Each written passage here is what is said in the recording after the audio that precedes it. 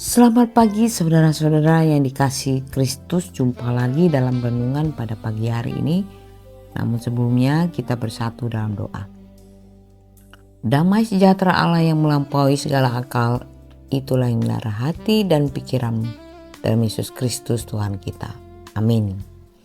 Firman Tuhan pada pagi hari ini tertulis dalam Nahum 1 ayat 15 berdasarkan terjemahan baru Lembaga Alkitab Indonesia.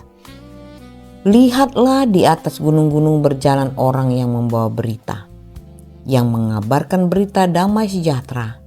Rayakanlah hari rayamu, hai Yehuda, bayarlah nazarmu, sebab tidak akan datang lagi orang dursila menyerang engkau. Ia telah dilenyapkan sama sekali. Demikian firman Tuhan. Tuhan adalah Allah yang adil. Salam saudara-saudara yang dikasihi Tuhan. Nahum 1 ayat 15 berkata, lihatlah, di atas gunung-gunung berjalan orang-orang yang membawa berita, yang mengabarkan berita damai sejahtera.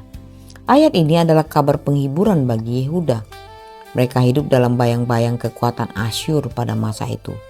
Bangsa yang sombong, kejam dan menindas. Namun melalui Nabi Nahum, Tuhan menyatakan bahwa penindasan itu tidak akan berlangsung selamanya. Orang dursila akan dilenyapkan. Kejahatan akan dihentikan, damai sejahtera akan dinyatakan. Dari sini kita melihat bahwa Tuhan adalah Allah yang adil. Ia tidak menutup mata terhadap kejahatan. Ia tidak tuli terhadap tangisan orang yang tertindas.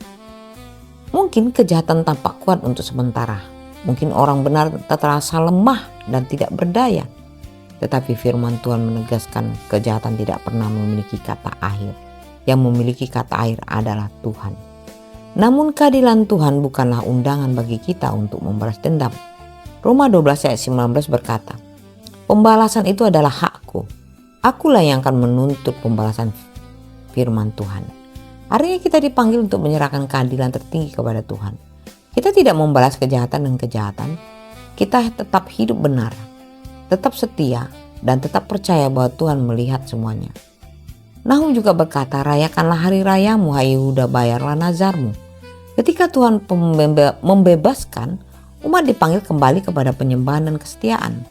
Pertolongan Tuhan jangan hanya membuat kita lega, tapi harus membuat kita semakin dekat kepadanya. Saudara-saudara, dalam terang Injil damai sejahtera yang diberitakan Nahum menemukan puncaknya dalam Yesus Kristus. Di salib Allah menunjukkan keadilannya terhadap dosa. Tetapi di salib juga Allah menunjukkan kasih-Nya kepada manusia berdosa. Kolose 1 ayat 20 berkata bahwa Allah mengadakan pendamaian oleh darah salib Kristus. Karena itu damai sejati bukan hanya bebas dari tekanan hidup, tetapi diperdamaikan dengan Allah melalui Kristus. Yesus adalah kabar baik terbesar. Melalui Dia dosa dikalahkan, pengampunan diberikan, dan pengharapan baru dibuka. Karena itu ketika kita menghadapi ketidakadilan, jangan putus asa. Ketika kita melihat kejahatan seakan menang, jangan kehilangan iman dan pengharapan.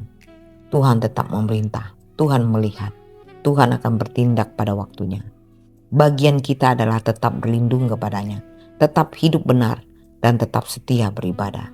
Sebab Tuhan adalah Allah yang adil, yang menghukum kejahatan, membela yang tertindas, dan di dalam Kristus memberikan damai sejati. Selamat beraktivitas, Tuhan Yesus memberkati. Amin.